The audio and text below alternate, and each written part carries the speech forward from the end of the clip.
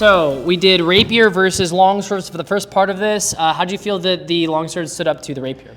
The Rapier was basically better in every way. It's longer, it has better hand protection. It moves a lot faster too. For a dueling situation, because remember, this is not to test what is the best weapon. This can do things that this can't do. I would rather have this if I was fighting anywhere other than the streets. Yeah. Right? The streets! Because it can do so much more, it's more versatile. But in a duel, one-on-one versus another person, I wouldn't want to go up against this. It's not that this Longsword did nothing. Yeah. And you can't ignore it. The big problem was the distance of engagement, because this is already a longer sword. It's also in one hand, so it's even longer there. Yeah. But the big thing is because your hand was never an option the entire time, with longsword, you usually threaten the hands to close them in to give you access to a deep target. So as I have nothing to threaten you with. I can stay here all day and I'm not worried. Like he's hitting me. He can't hit my hands. I have to get this close where he's deep target and I'm shallow still. I found the best way to go up against the Rapier was for when you had that forward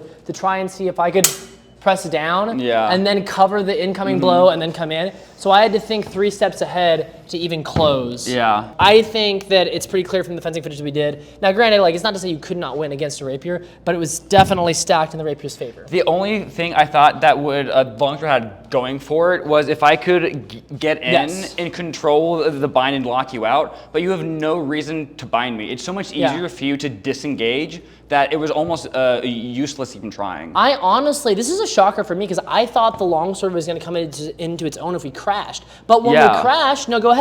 When we crashed, I had another hand free. It was a huge deal. There was about 3 times where we got in close and I'm like, oh, I'm screwed. And then I found this and I found some sort of stab when the Longsword was still bound up on itself. So that was a shocker to me. You can also disengage a lot faster because usually I was thinking if I could get a parry, an actual parry, and I could shoot down. But even then, just from going from here, you can still move so much faster. Oh man, yeah, it was so much faster. It wasn't easy. It's not like this was a cakewalk, but it had an edge. Yeah, plus the hands. You could threaten so much more, so much sooner. I thought it would be more even than it was.